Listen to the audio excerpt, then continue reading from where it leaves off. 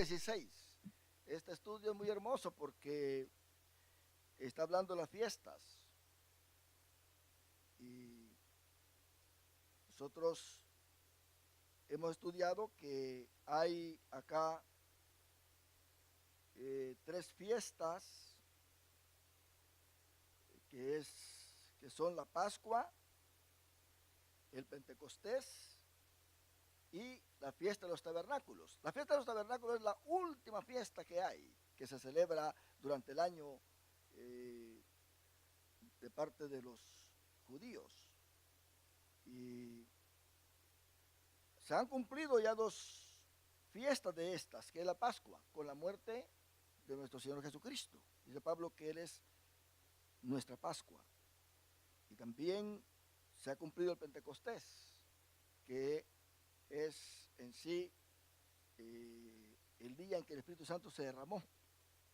Y ahí nació la iglesia. Ahí fue cuando nosotros nacimos, hermanos, como pueblo de Dios, como novia de Jesucristo. Y a partir de ahí el mundo cambió totalmente porque vino, según ellos, pues una religión nueva, que es la religión de los cristianos. Muchos dicen que Cristo no fundó el cristianismo, que el cristianismo es una invención de la Iglesia Católica. Pero la Biblia a nosotros nos dice que ahí en Antioquía de Siria se le llamó a los que creen en Cristo, se le llamó por primera vez cristianos. El cristiano es uno que sigue a Cristo. Entonces nosotros somos cristianos porque seguimos a Cristo. Lamentablemente hoy todo el mundo se llama cristiano.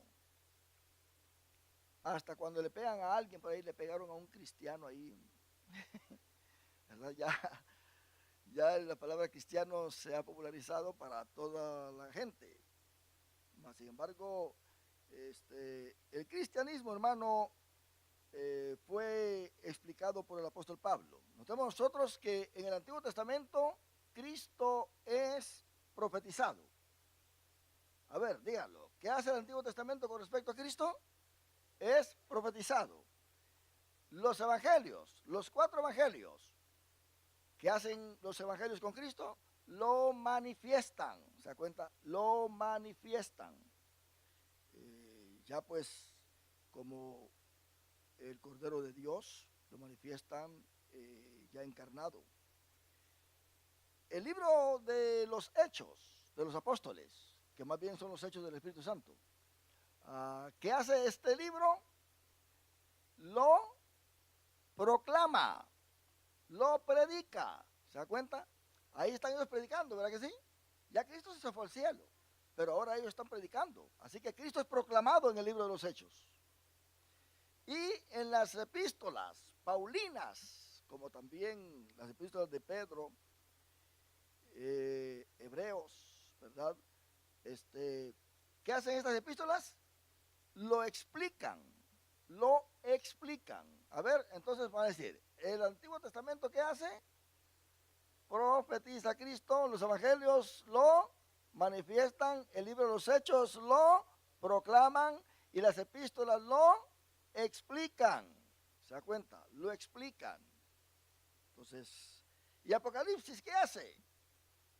Lo glorifica. Toda la Biblia está ahí marcada para Cristo Jesús. Entonces nosotros tenemos que entender esto. Aquí en Deuteronomio 16 tenemos la Pascua, ya se cumplió entonces.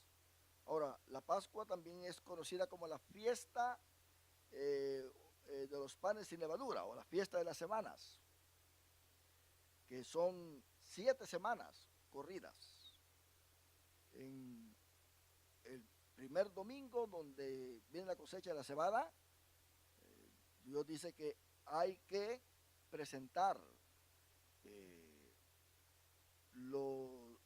o sea, naturalmente, eso que se corta, las espigas, al sacerdote, para que el sacerdote mesa esto delante de Dios, y esas son las primicias de la cosecha, las primicias. Y luego pues dice, se van a contar 49 días. Y el día siguiente, el día que cae, el día 49, porque se va a contar del domingo, 49 días, y cae en el día sábado.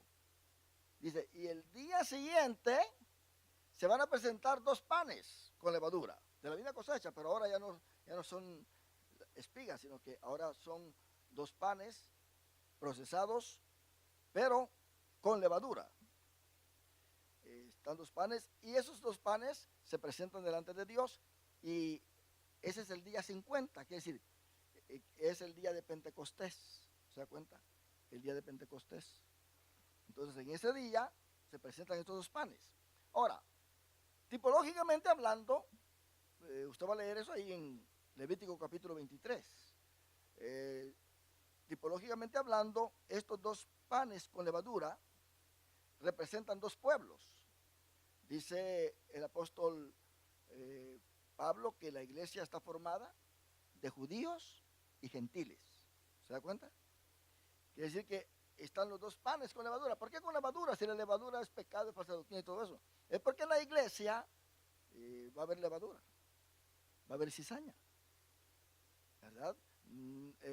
Todo eso se va a quitar hasta cuando esté en el cielo, hasta cuando estemos nosotros en la presencia del Señor. Ahora, note bien que ahí en Levítico 23 está este asunto que estoy hablando a partir del versículo 9. Dice, y habló Jehová a Moisés diciendo, habla a los hijos de Israel y diles, cuando hayáis entrado en la tierra que yo os doy y seguéis su mies, traeréis al sacerdote una gavilla por primicia de los primeros frutos de vuestra siega. Ahora, yo quiero decirle que aquí es una tipología tremenda porque Cristo, esta gavilla es presentada en el día domingo. ¿En qué día resucitó Cristo? Domingo, ¿verdad que sí? 50 días después se presentan los 2 panes con levadura. ¿Cuántos días tardó Cristo después de su resurrección? 40 días. Y luego les dijo, vénganse ustedes acá, váyanse a Jerusalén y esperen ahí el Espíritu Santo. Pasaron 10 días. O sea, en el día domingo llegó el Espíritu Santo cabalmente 50 días después de su resurrección. Entonces quiere decir que ahí llegó el día de Pentecostés y se derramó el Espíritu Santo. Ahí nació la iglesia, que es compuesta por estos 2 panes, los judíos y los gentiles. Eso es tipología. La Biblia tiene mucha tipología. Y eso es lo que los judíos no pueden concebir, porque dicen, no, eso son locuras lo que ustedes están hablando. Eso no existe. ¿Qué tipología y qué nada? Nosotros creemos la palabra tal como está ahí y es para nosotros y es el Torah y punto. Ellos le llaman a la Biblia, al Nuevo Testamento, la Biblia de los cristianos. No, la Biblia de nosotros es toda la Biblia, desde Génesis hasta Apocalipsis. Nosotros creemos en la inspiración plenaria de la Biblia, desde Génesis hasta Apocalipsis. Eso sí, hay que dividir bien la palabra de verdad. Lo que es para los judíos es para los judíos, lo que es para Israel es para Israel. No podemos aplicar promesas dadas a Israel a la iglesia, ni tampoco podemos aplicar las promesas de la iglesia al pueblo de Israel. Por eso hay que trazar bien la palabra de verdad. El problema es que muchas cosas que Dios le dice a Israel, hay muchos que enseñan y predican aplicándolo a la iglesia. No, la iglesia, hermano, tiene sus propias promesas. Y tenemos que entender todo esto.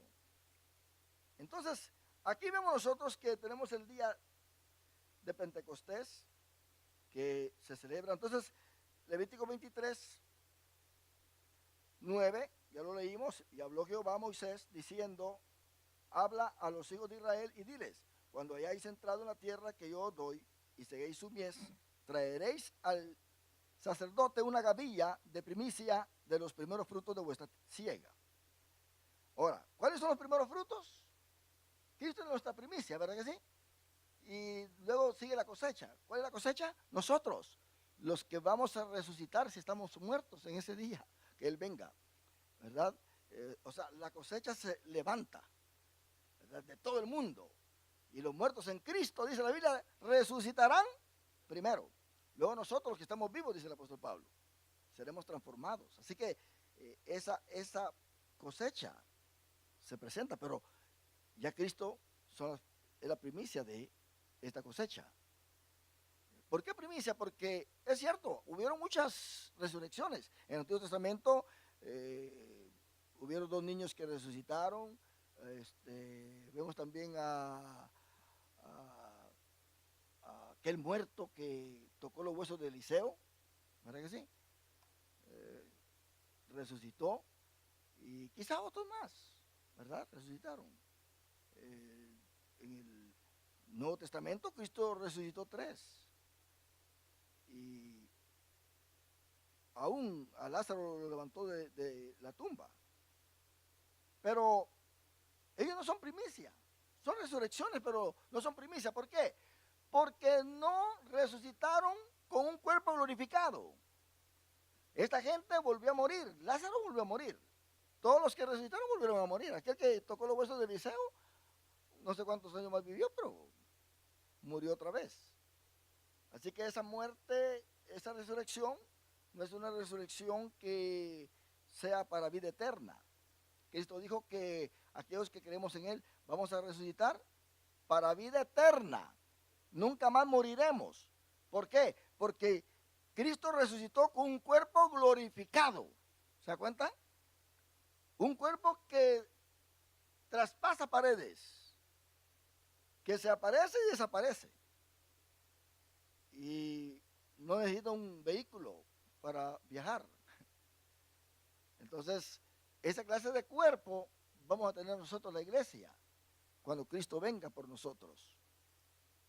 Ya sea que estemos en el sepulcro y oigamos su voz, o ya sea que estemos vivos.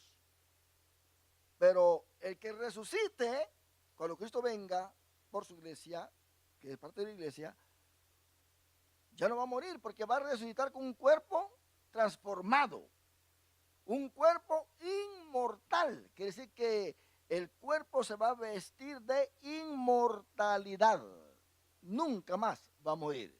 Por eso Cristo es la primicia de la iglesia, porque Cristo resucitó con un cuerpo transformado, inmortal. Y eso lo tenemos nosotros como herencia ahora, que somos parte de la cosecha. Ahora, note bien lo que dice el versículo 11. Y el sacerdote mecerá la gavilla delante de Jehová para que seáis aceptos. Note bien, el día siguiente del día de reposo la mecerá. ¿Cuál es el día siguiente del día de reposo? ¿Cuál es el día de reposo? El día sábado, ¿verdad que sí? O sea, entonces se va a mecer el día siguiente del día de reposo, que es domingo. Quiere decir que Cristo resucita también en el día domingo. Y el día que ofrezcáis la gavilla, ofreceréis un cordero de 1 año sin defecto en holocausto a Jehová. Su ofrenda será 2 décimas de efa de flor de harina amasada con aceite. Yo quiero decirles a ustedes que la harina en la Biblia tipifica la comunión entre los hermanos. ¿Se recuerda usted que Cristo dijo una parábola ahí en Mateo 13 de una mujer que escondió levadura en 3 medidas de harina? ¿Verdad que sí? La harina representa en sí la iglesia, la comunión, pero la levadura que le escondió ahí es porque es el pecado dentro de la iglesia, que trae enemistades entre los hermanos, pleitos entre los hermanos. Todos aquellos que andan peleando en las iglesias, que andan ahí tirando balas, quiere decir que el enemigo, la serpiente antigua, el diablo, lo llenó de levadura. Lo llenó de levadura, por eso es que andan así. Pero el que no tiene esa levadura va a servir a Cristo con libertad dentro de la iglesia. Entonces aquí tenemos nosotros que ese día entonces se ofrece también la ofrenda de harina amasada con aceite. Ahora, el aceite es tipo del Espíritu Santo. Ofrenda encendida a Jehová en olor gratísimo. Y su libación será de vino, que significa gozo. La cuarta parte de un hin. Un hin son 6.2 litros. No comeréis pan, ni grano tostado, ni espiga fresca hasta este mismo día, hasta que hayáis ofrecido la ofrenda de vuestro Dios. Estatuto perpetuo es por vuestras edades en donde quiera que habitéis. ¿Se da cuenta? Todo esto solo da Dios a Israel para que Israel tenga cuidado de su comunión con Dios. Y en el versículo 15 dice, y contaréis desde el día que sigue al día de reposo. O sea, desde ese domingo se va a contar. Contaréis desde el día que sigue, desde el día que ofrecisteis la gavilla de la ofrenda mecida, 7 semanas cumplidas serán. 7 por 7, 49. ¿Sabes que sí? Hasta el día siguiente del séptimo día de reposo, contaréis 50 días. Por eso se llama Pentecostés. 50. Entonces, ofreceréis el nuevo grano a Jehová. Note bien, el nuevo grano. ¿Qué dice Pablo en Efesios? Que la iglesia es un nuevo hombre. Un nuevo hombre. Somos una nueva creación. Imagínense que Pablo le llama a la iglesia una nueva creación. Luego dice que será un nuevo grano. ¿Por qué grano? Porque ha nacido. Hermanos, ¿el grano nace, sí o no? ¿Verdad que sí? Se siembra la semilla y brota la plantita. Así que el grano nace, vuelve de nuevo a la vida. De vuestras habitaciones traeréis 2 panes para ofrenda mecida. Note bien, ¿cuántos panes hay que traer? 2, que serán de 2 décimas de efa de flor de harina, cocidos con levadura, como primicias para Jehová. Imagínense, primicias para Jehová. Dios está aceptando estos 2 panes con levadura a usted. Quiere decir que ¿quién acusará a los escogidos de Dios? Si Dios es el que justifica. ¿Quién de nosotros merece estar aquí adorando a Dios? Dígame usted. Mas sin embargo Dios nos acepta, ¿verdad que sí? Por medio de su Hijo amado Jesucristo. Por medio de Él. Y ofreceréis con Él, con el pan, 7 corderos de un año sin defecto. Un becerro de la vacada y 2 carneros serán holocausto a Jehová, con su ofrenda y sus libaciones, ofrenda encendida de olor grato para Jehová. Ahí está el asunto. Entonces, ya la Pascua nosotros sabemos lo que Cristo hizo, ¿verdad? Él sufrió, Él murió en la cruz del Calvario. Entonces, el Pentecostés es este. Este es el Pentecostés. Y tipifica a Cristo. La gavilla es Cristo en su resurrección, día domingo, ¿verdad? Se cuentan 49 días, que son 7 semanas. Y el día después del 49, que el 49 cae en día sábado, el día siguiente es el número 50, que cae en día domingo. En el día domingo, entonces, desciende el Espíritu Santo. Y por eso la iglesia primitiva se reunía en el día domingo, porque en el día domingo fue cuando se derramó el Espíritu Santo. En el día domingo fue cuando Cristo resucitó.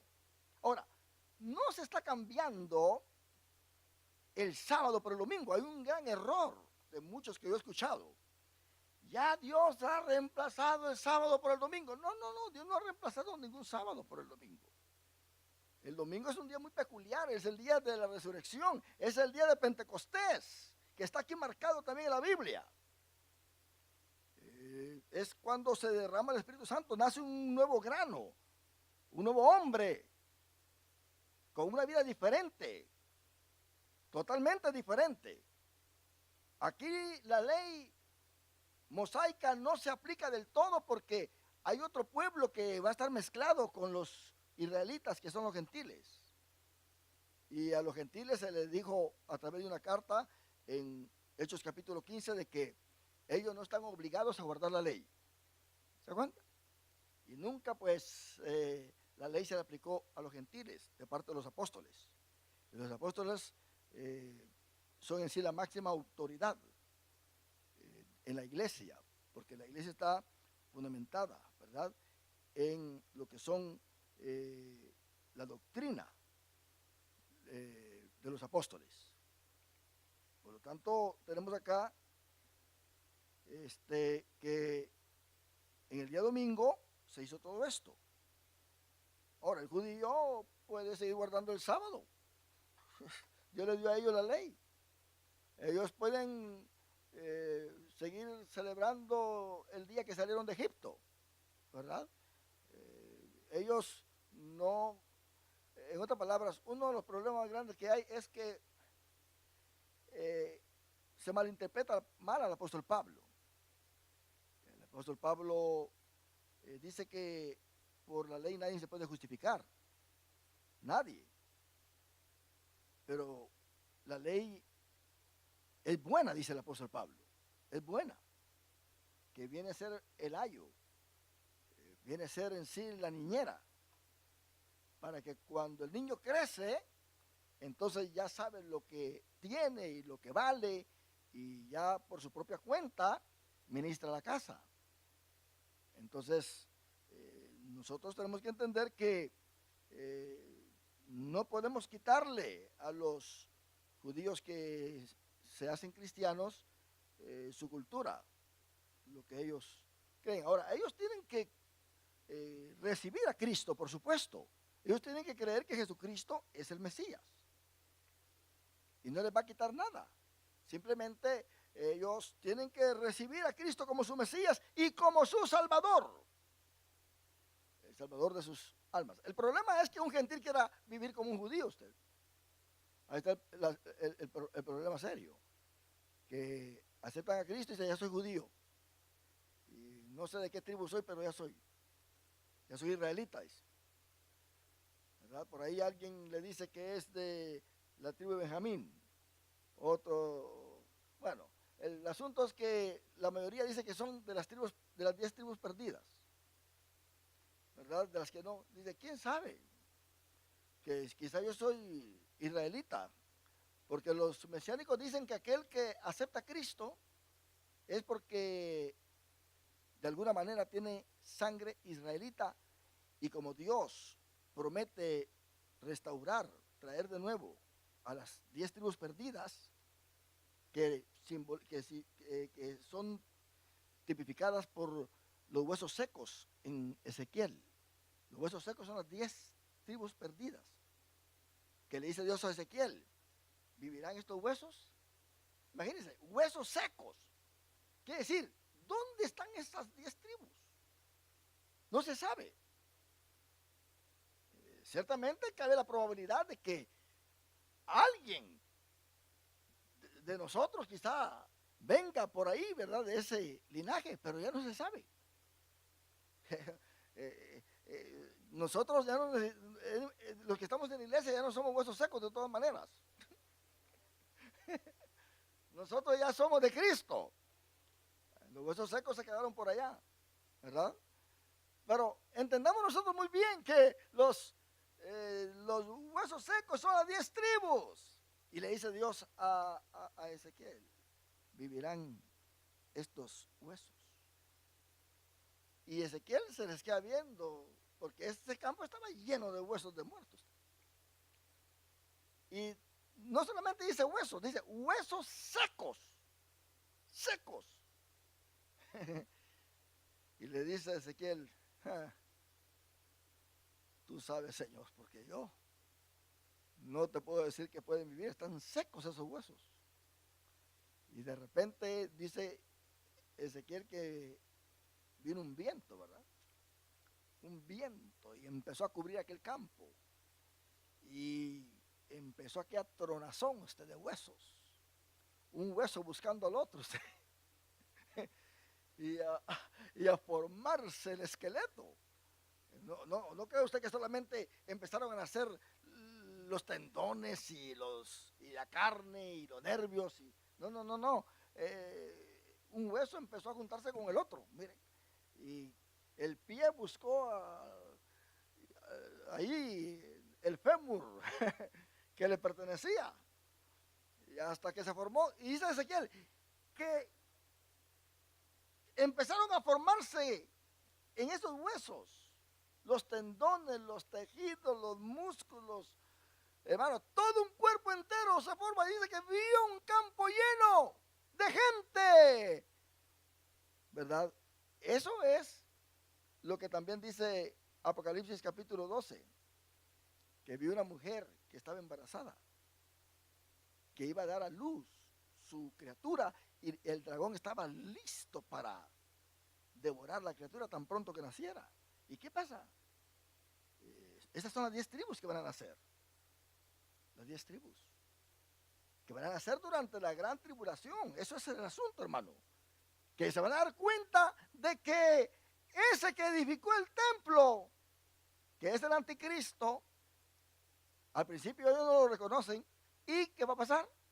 Se van a dar cuenta que es un falso, porque los traicionó grandemente. Y a los 3 años y medio de los 7 años que hizo de pacto con ellos, entonces viene la gran tribulación. Quiere decir que los empieza a perseguir, a matarlos. Y hay 12,000 sellados de cada tribu. ¿Hay algo imposible para Dios? ¿Qué dicen ustedes? No hay nada imposible para Dios. ¿Dónde están esas 10 tribus? ¿Quién sabe? Pero Dios va a mandar su Espíritu Santo y los va a identificar y los va a reunir, y vas a sellar todavía 12,000 de cada uno de ellos. Esto es lo que Dios está haciendo, hermano. La iglesia pues está fuera de este programa. La iglesia por eso Cristo dijo, ellos están en el mundo, pero no son del mundo. La iglesia no tiene por momento promesa de tierra acá. La promesa de la iglesia es el cielo. Una Jerusalén con calles de oro, mar de cristal, ¿verdad? Para que nadie se bañe, porque va a ser de cristal. En otras palabras, vamos a estar ahí en una belleza, hermano. Sí. Luego viene la fiesta de los tabernáculos. ¿Sabe lo que representa la fiesta de los tabernáculos? La fiesta de los tabernáculos representa el milenio. Los judíos, los israelitas, celebraban esta fiesta porque recordaban los días en que anduvieron por el desierto. Y dejaban sus casas y se iban allá al desierto y vivían ahí en tabernáculos, pequeñas chocitas que hacían, y estaban ahí celebrando, recordando. Ahí le contaban la historia a sus hijos. Era un asunto nada más para que ellos recordaran que salieron de Egipto y que se acordaran del poder de Dios en haber dividido el mar en dos. Entonces tipifica el milenio. Y eso es lo que hace la fiesta de los tabernáculos. Ahí en Levítico 23, del 42 al 43, dice, en tabernáculos habitaréis 7 días. ¿Cuántos días iban a habitar en tabernáculos? 7 días. Es la última fiesta que se celebra durante el año de parte de los judíos. Todo natural de Israel habitará en tabernáculos. Para que sepan vuestros descendientes que en tabernáculos hice yo habitar a los hijos de Israel cuando los saqué de la tierra de Egipto. Yo, Jehová, vuestro Dios. ¿Acaso no tenemos que hacer eso nosotros? Recordar las grandezas que Dios ha hecho por nosotros, ¿verdad? Nos ha sacado de un mundo perverso. Entonces esto tipifica, hermano, el gozo del pueblo de Dios cuando Cristo regrese como el Mesías a reinar en ese milenio. Y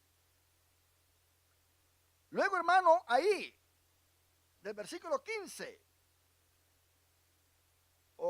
los últimos versículos de Deuteronomios 16, tenemos que se habla de jueces. Ahora, para que usted note muy bien que Israel no era solamente un pueblo así agrupado y vamos a ver qué sucede y hagamos lo que queramos. No, Dios ordenó de una manera muy especial a este pueblo. Moisés les habla en versículo 18. Jueces y oficiales pondrás en todas tus ciudades que Jehová tu Dios te dará en tus tribus, los cuales juzgarán al pueblo con justo juicio. Ellos iban a tener, hermanos, jueces entonces. Estos jueces iban a ser personas especiales que se iban a encargar de los problemas del pueblo. Eran personas con inteligencia. Ahora, yo quiero hablar sobre los jueces porque usted dirá, ¿qué tan importante es saber sobre los jueces en la Biblia? ¿Verdad? Pero se va a dar cuenta que los jueces en la Biblia juegan un papel muy importante porque, en primer lugar, ahí en Éxodo 22, 28, mire lo que le dice el pueblo, Dios al pueblo. No ofenderás a los jueces ni maldecirás al príncipe de tu pueblo. No lo vas a maldecir. ¿Verdad que sí? Te va a respetar a estos hombres. Estos hombres son hombres especiales que Dios levanta dentro del pueblo. Más adelante el pueblo de Israel no respetó a nadie usted. A nadie, ni al mismo Dios. A nadie. Mataban a los profetas y imagínense usted, hacían averías. Dejaron a Jehová. Mataron hasta a Jesucristo, al mismo Dios que vino, usted lo mataron. Entonces, ¿qué más se espera de esta gente? Así que ellos pecaron contra Dios en gran manera. Hay que respetar a los jueces, dice aquí la Biblia. No maldecirás al príncipe de tu pueblo. Eran hombres que se dedicaban a resolver los problemas. Y en Israel, ahí en el pueblo, habían problemas serios usted. Problemas serios. Aún el rey, en el caso de Salomón, tuvo que resolver un problema serio que ocurrió. Habían dos mujeres, ¿verdad?, que tenían sus criaturas. Y de repente una de ellas como que era un poco gordita y se dio la vuelta y ahogó a su criatura que estaba al lado de ella. Y no sé, que quería quedar sin hijo. Y en la mañana ella agarró el hijo de la otra. Y la otra vio que esta criatura no era de ella y le puso al niño muerto al lado. Y dijo, dame a mi hijo. No, el tuyo es ese que está ahí, le dijo aquella. Ese que está muerto, el vivo es el mío. Y empezaron a pelearse. Y la mujer no le quería dar el hijo a su madre, ¿verdad? O sea que a la verdadera madre, porque como ella había matado a su hijo, ahora quería tomar el hijo de la otra. Y le llevaron el caso a Salomón. Y Salomón escuchó. A ver, ¿qué fue lo que pasó? Ah, no, mira, pues fíjate que nosotros estábamos acostados con nuestras criaturas y uno de ellos se murió, ¿verdad? Y ahora pues este es mi hijo y ella dice que este es su hijo. No, este es mi hijo. Entonces dice la otra, no, este es mi hijo, ella me lo quitó. El hijo muerto es de ella. Yo conozco bien a mi hijo. Este es mi hijo. No, decía la otra, este es mi hijo. Ahora, ¿qué haría usted para resolver un problema de eso usted? ¿Verdad? A ver, vamos a tirar cartas. No, no se puede hacer eso. Pero Salomón, con la sabiduría que Dios le dio, dijo, ok, ya vamos a hacer algo. Aquí nadie se queda con nada. Traigan una espada. A ver, soldado, agárrese al niño y pártelo por la mitad. Y le das un pedazo a una y el otro pedazo al otro. Entonces, una de ellas gritó y dijo, ¡ay, Señor mío! ¡No lo maten! ¡Désenlo a ella! Y dijo Salomón, agarren maten a esta criatura. Y dicen, no, esta mujer, porque esta es la verdadera madre. ¿Se da cuenta? Mientras que la otra decía, mátenlo, va a haber un pedazo para ti, otro pedazo para mí. Qué tremendo, ¿verdad? En la iglesia de Corinto había tantos problemas que se estaban llamando a la corte usted. ¿Se imagina usted, hermanos, en la iglesia llamándose a corte? Y ahí estaban los hermanitos llamándose a la corte, dice el apóstol Pablo, hermanos, ¿no hay entre ustedes sabios? ¿No hay entre ustedes personas diestras, preparadas para juzgar las cosas de la iglesia? Porque esas tienen que llevar allá afuera al mundo. Ellos no saben cómo juzgar las cosas de la iglesia. Pero hay gente que quiere andar siempre haciendo sus cositas. Como dijo mi abuelo, para todo hay gente. Entonces dice que se pusieron jueces. Ahora, veamos un poco acerca de los jueces. Éxodo 21, del 5 al 6. Esto es con respecto a un siervo que decide quedarse con su amo, porque llegó el día en que él tiene que salir libre, pero él dice, no quiero salir libre, me voy a quedar. Ahora, todo tiene que ser legal, mi hermano, todo tiene que ser legal. Entonces, Éxodo 21, 5 dice, pero si el siervo dice, yo amo a mi señor, a mi mujer y a mis hijos, no quiero salir libre, entonces su amo lo llevará ante los jueces, lo arrimará a la puerta o al poste y le horadará la oreja con lesna. Así será su siervo para siempre. Mano, es que hay que hacer las cosas correctamente, mano. Usted sabe muy bien que va a ser un trato y que es de dinero y que es de mucho compromiso y que es de mucha obligación. No se vaya solamente por la palabra. Usted busque a alguien que haga un documento y que haya firma. ¿Va a vender un carro en tal precio? Bueno, pues usted no es un vendedor de carro. ¿Qué tal si la persona viene después y le dice cosas que no son? Que usted se escribe un papel o algo y que se firme de que el que está comprando el carro está de acuerdo, ¿verdad? Como se le explicó, ¿verdad? Que el carro no camina, que el motor no sirve, que firma el papel. Todo es con legalidad, hermano, con el orden debido. No es solamente así de, estamos en la iglesia, ¿cierto? Hay quienes cometen un gran error de que somos hermanos, gloria a Dios, amén, aleluya. Hermano, pero Pablo dice que anduvo entre hermanos falsos. Cuando el presidente Reagan dio la amnistía, en muchas iglesias se levantaron personas que empezaron con engaño a vender cartas falsas a personas que calificaban. Y esas personas se fiaron y dicen, ay, ¿cómo es el hermano? El hermano habla en lenguas, aleluya, gloria a Dios. ¿Cuánto cuesta? $10,000. No había necesidad de nada de eso. Por eso usted cuando vaya a hacer algo, si viene la amnistía que Trump va a traer, ¿verdad? No diga solamente, ok, no, váyase legalmente con toda la información, infórmese bien. No de que lo que le dice el vecino, usted infórmese bien. Y estos hermanos falsos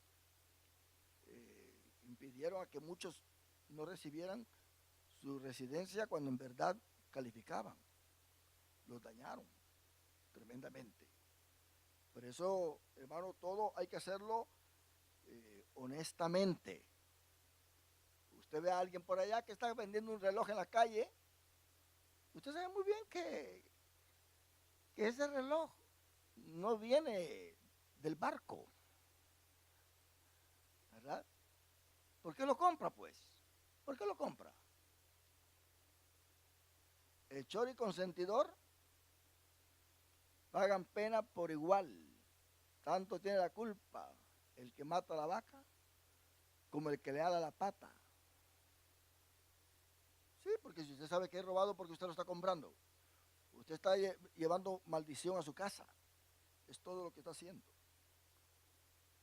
Entonces, otro punto importante está ahí, ¿verdad? En Éxodo 21, 22.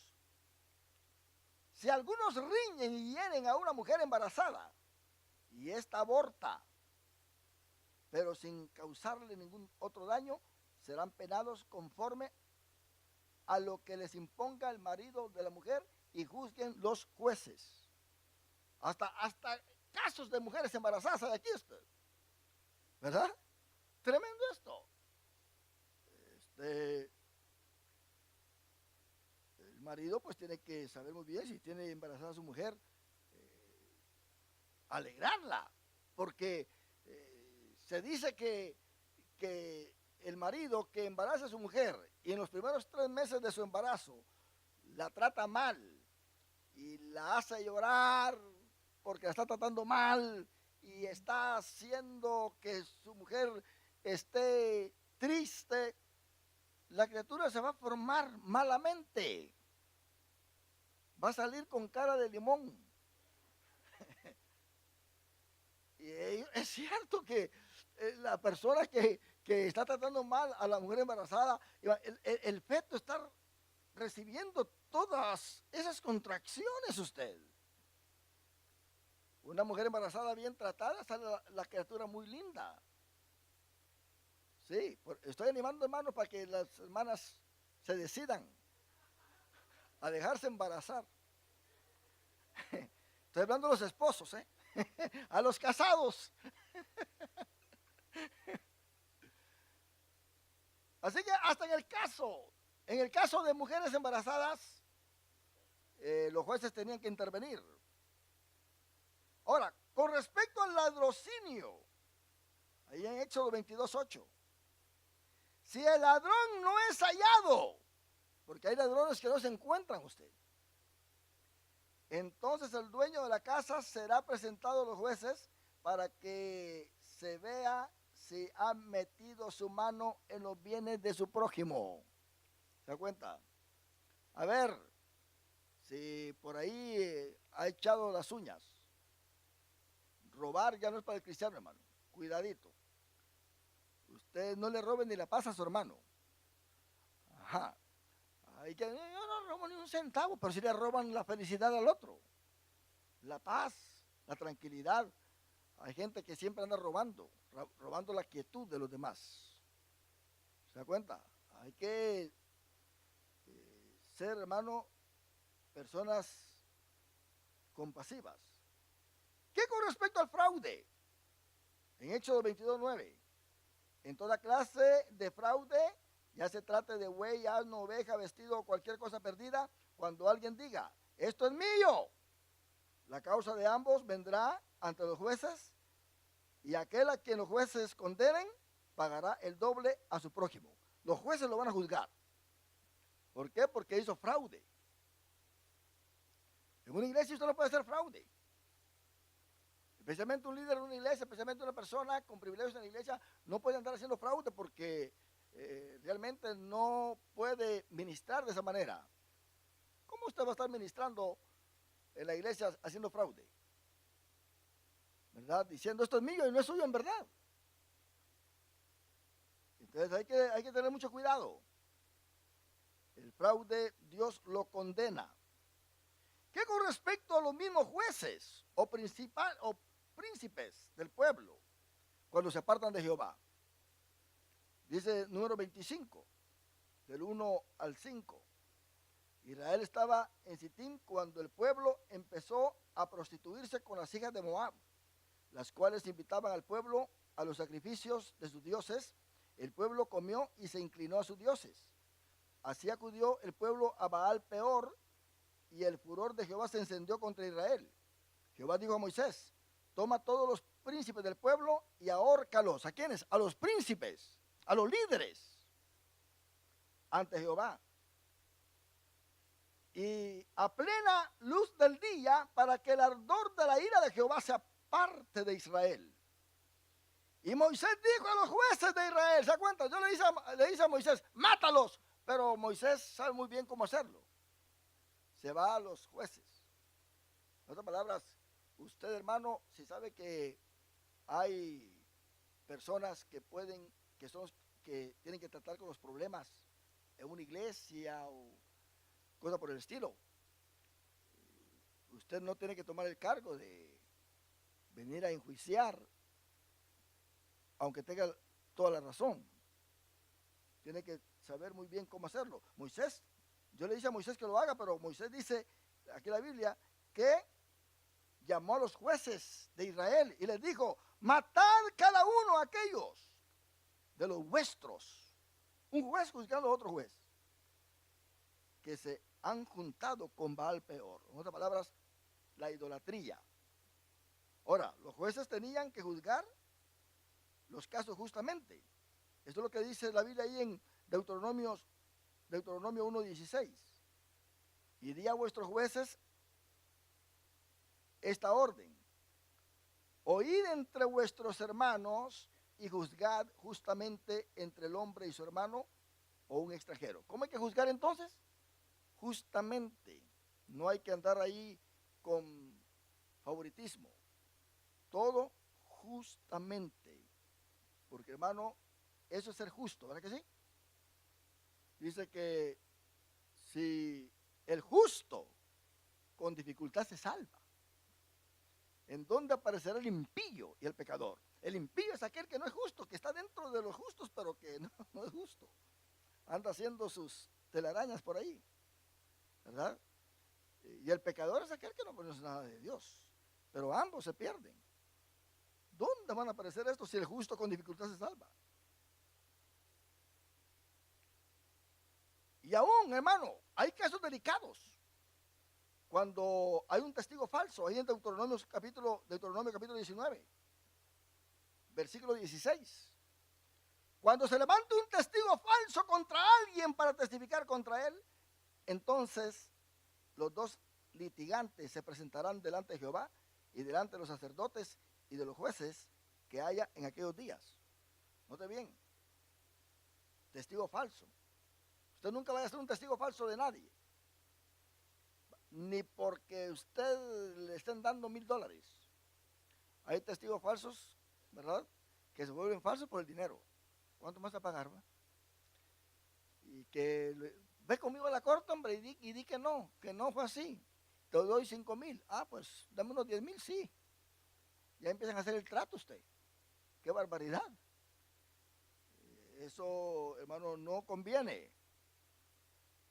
Esos son sicarios. Ahora, dice el versículo 18, los jueces investigarán bien, y si aquel testigo resulta falso y ha acusado falsamente a su hermano, entonces haréis con él como él pensó hacer con su hermano. Así como le pasó a Amán, ¿verdad?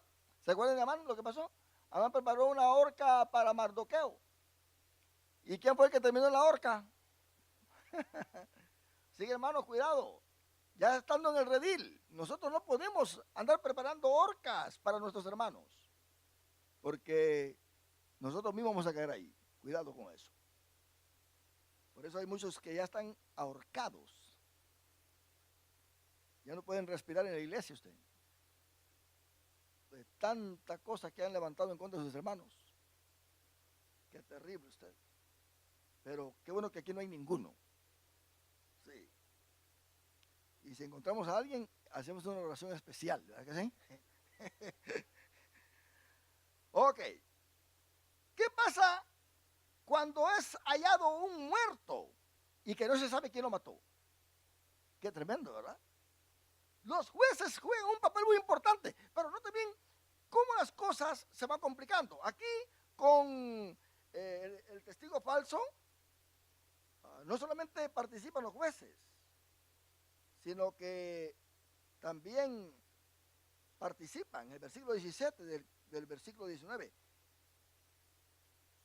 No tenemos que participan ahí, en 19, 17. Ahora, note bien, ¿cómo dice ahí? Entonces, los dos litigantes se presentarán primeramente, ¿delante de quién? Delante de Jehová. ¿Se da cuenta? Es que, hermano, eso de ser testigo falso, eso es lo peor que un ser humano puede hacer. Usted no puede andar testificando falsamente acerca de nadie. Eso es darle la muerte. Lo mismo pasa cuando usted anda chismoseando, criticando, y porque oyó que a aquel le dijeron que hizo tal cosa, usted se lo anda contando a todo el mundo. Usted es un testigo falso, usted está matando a su hermano, le está manchando su reputación. Eso es peligroso. Por eso es que en boca cerrada no entra ¿qué? No entra mosca. Entonces, note bien, primeramente delante de Jehová, luego delante de los sacerdotes. ¿Se da cuenta? Y de los jueces que hubiere en aquellos días. En otras palabras, esto no solamente de los jueces ahora, está Jehová involucrado directamente. Están los sacerdotes involucrados directamente. Porque un testigo falso daña la vida total de una persona. Daña la familia. Daña su trabajo. Daña su medio ambiente. O sea, todo. Lo condena, lo tortura. Lo estruje completamente. Es como cuando agarra usted una linda flor y en vez de estar ahí, ¿verdad?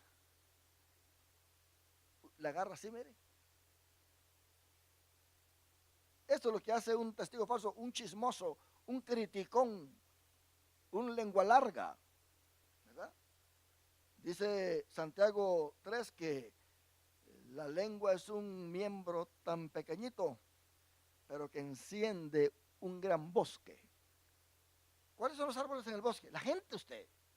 La gente es todo. Muchas veces, si alguien realmente cometió un pecado, no es el pecado el que lo mata. Es la misma gente que después de que comete el pecado empieza a hablar mal de él. Pasan 10 años y sigue hablando mal. Pero esa gente que habla mal está peor que el otro. Lo que pasa es que a ellos no lo han descubierto. El día que los descubran se callan. ¿Se da cuenta? Ahora, testigo falso. ¿Se da cuenta cómo se va complicando? Ahora, mire cómo se complica aquí en el caso de uno que es encontrado muerto, en caso de un asesinato por un autor desconocido. Deuteronomio 21:1. Si en la tierra de Jehová, que Jehová tu Dios te da, para que la poseas, es hallado alguien muerto, tendido en el campo, y no se sabe quién lo mató, note bien, tus ancianos y tus jueces saldrán y medirán la distancia hasta las ciudades que están alrededor del muerto, a ver cuál es la ciudad más cerca. Entonces los ancianos de la ciudad más cercana al lugar donde fue hallado el muerto tomarán de entre las vacas una becerra que no haya trabajado ni llevado yugo. Los ancianos de aquella ciudad traerán la becerra a un valle escabroso que nunca haya sido arado ni sembrado, y quebrarán la cerviz de la becerra allí en el valle. Entonces se acercarán los sacerdotes, hijos de Leví, porque a ellos los escogió Jehová. Número 1, ¿por qué se van a acercar los sacerdotes? ¿Por qué? ¿Qué dice ahí? Porque a ellos, ¿qué? Los escogió Jehová. Mi hermano, si Dios no escoge, no hagamos nada. Por mucha razón que tengamos. No hagamos nada. Hay que ser inteligentes. Para que los sirvan y bendigan en el nombre de Jehová. Y por su veredicto se decidirá toda disputa y toda ofensa. Luego, todos los ancianos de la ciudad más cercana al lugar donde se halló el muerto lavarán sus manos sobre la becerra cuya cerviz fue quebrada en el valle, y harán esta declaración. Miren lo que van a decir. Nuestras manos no han derramado esta sangre, ni nuestros ojos lo han visto. Perdona, Jehová, a tu pueblo Israel, al cual redimiste, y no culpes de sangre inocente a tu pueblo Israel. Así les será perdonada esa sangre, y tú apartarás la culpa de la sangre inocente de en medio de ti cuando hagas lo que es recto ante los ojos de Jehová. Ahí en Josué 24, hermano, ya para terminar, Josué reúne a los jueces, a los líderes, a los sacerdotes, a los levitas, a todos los oficiales. Josué 24:1. Reunió Josué a todas las tribus de Israel en Siquem y llamó a los ancianos de Israel, a sus príncipes, sus jueces y sus oficiales. Todos se presentaron delante de Dios. Todos.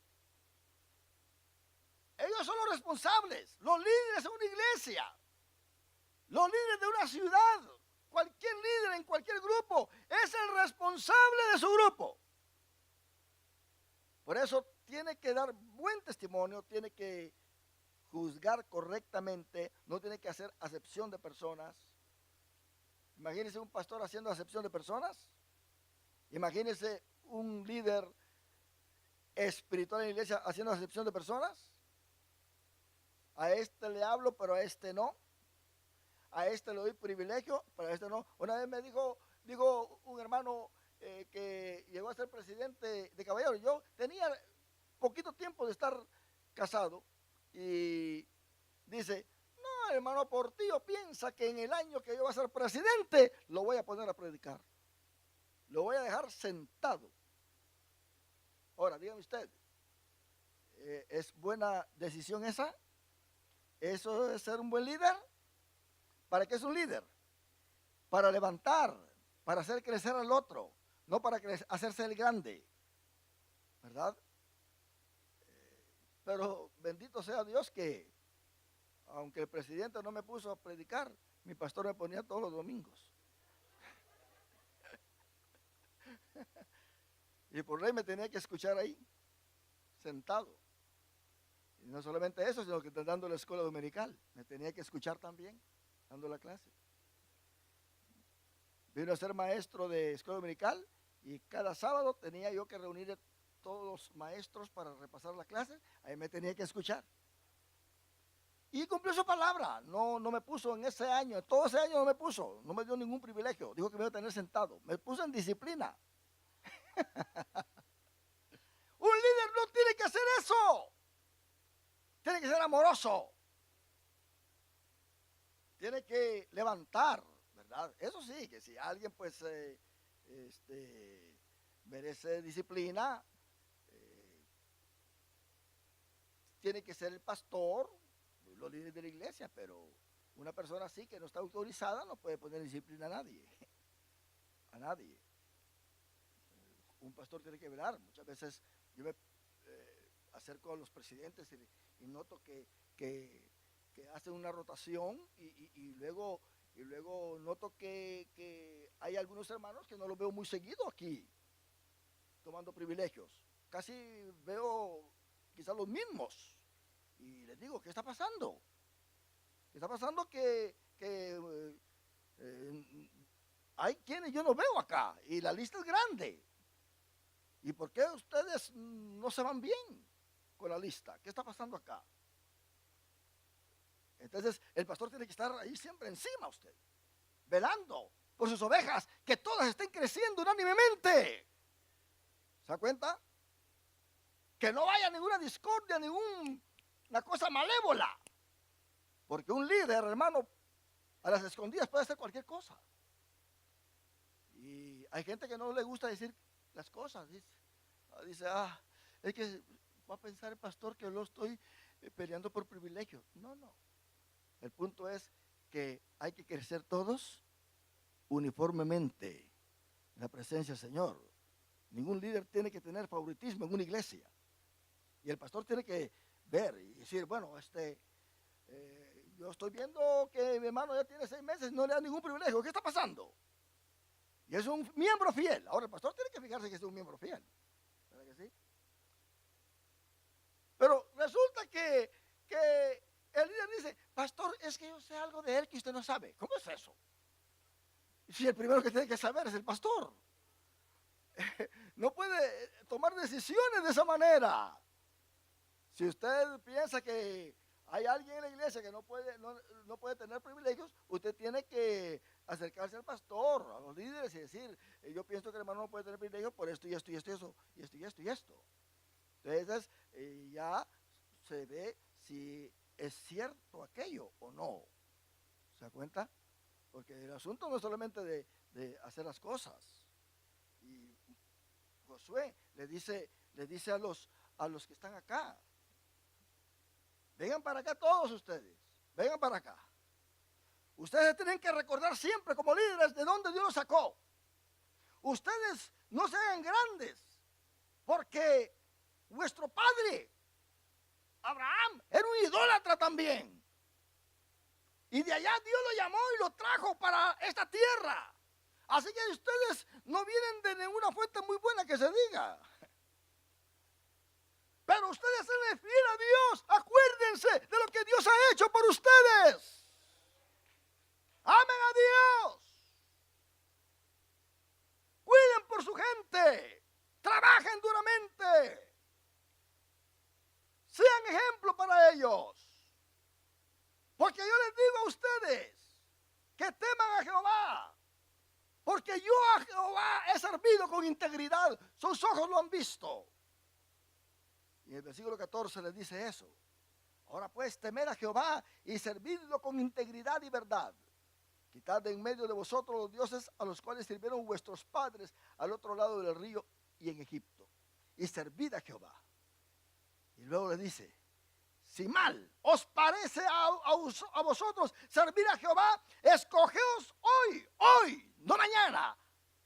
Hoy a quién sirváis. Si a los dioses a quienes sirvieron vuestros padres cuando estuvieron al otro lado del río, o a los dioses de los amorreos en cuya tierra habitáis. Pero yo les digo algo a ustedes, les dijo Josué.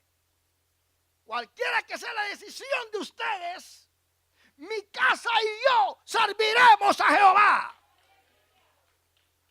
Yo no me dejo llevar por ninguna decisión, sino la decisión de mi corazón, de que mi casa y yo serviremos a Jehová. Y el pueblo fue compungido y el pueblo respondió, sí, vamos a servir a Jehová. Y dice la Biblia en versículo 19 que Moisés les dijo, es que ustedes no van a poder servir a Jehová teniendo ídolos, imágenes ahí. Tienen que deshacerse de todo eso. Y el pueblo entonces dijo Josué, no, en versículo 21, no, sino que a Jehová serviremos. Y Josué, hermano, murió. Ahí en el versículo 29 y 30. Fue sepultado, pero les dijo las últimas palabras. Dios, hermano, puso jueces para apacentar a su pueblo. Los jueces debían de juzgar, no por su propia cuenta, sino en el nombre de Jehová. ¿Se acuerdan ustedes ahí en 1 Corintios capítulo 5 de un muchacho que estaba viviendo con su madrastra, con la mujer de su padre? Y la iglesia lo tenía, pero bien contempladito. Estaba tolerando el pecado. Sabían que estaba viviendo con la mujer de su papá, su madrastra. ¿Y qué dice Pablo? Reúnanse todos con mi espíritu, dando a entender mi doctrina. Y juzguen a este que ha hecho tal cosa en el nombre de Jesucristo y con el poder de Dios. ¿Se da cuenta? No es solamente de sentarse a juzgar y que no, tiene que ser en el nombre de Jesucristo y con el poder del Dios Todopoderoso. Porque, hermano, eso es lo que Dios está esperando, un buen juicio. Ahora, yo termino esta lección con los últimos 4 versículos y los voy a leer de Deuteronomio 16, el capítulo que estamos ocupando.